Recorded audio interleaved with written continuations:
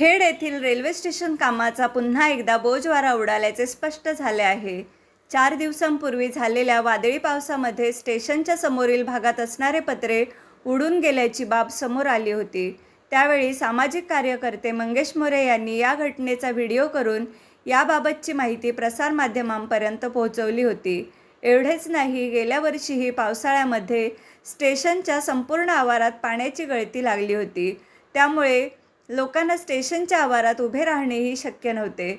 परंतु तेव्हाही या ठेकेदारावरती सार्वजनिक बांधकाम विभागाने कोणतीही कारवाई केली नव्हती.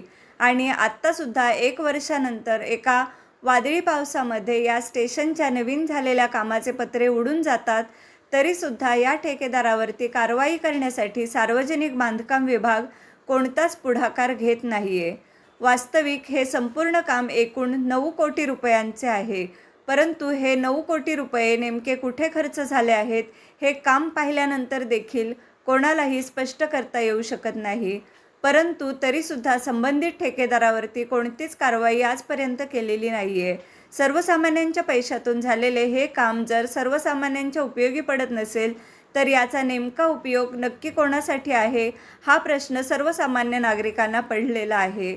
इतके निकृष्ट काम करणारे ठेकेदारावरती जर सार्वजनिक बांधकाम विभागाला कोणतीच कारवाई करू वाटत नसेल तर नेमकं सर्वसामान्य लोकांनी कारवाई होण्याबाबतची अपेक्षा कोणाकडून करावी हा प्रश्न आता लोकांना पडलेला आहे.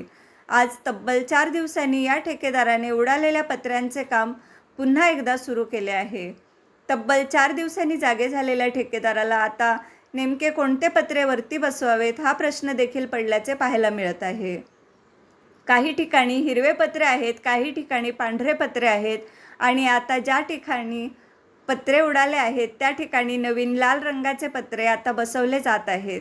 त्यामुळे खेड रेल्वे स्टेशनचे काम हे रंगीबेरंगी करणाऱ्या या ठेकेदाराला सार्वजनिक बांधकाम विभाग कारवाई करण्यासाठी का हलगर्जीपणा करत आहे असा प्रश्न सर्वसामान्य लोकांना पडलेला आहे.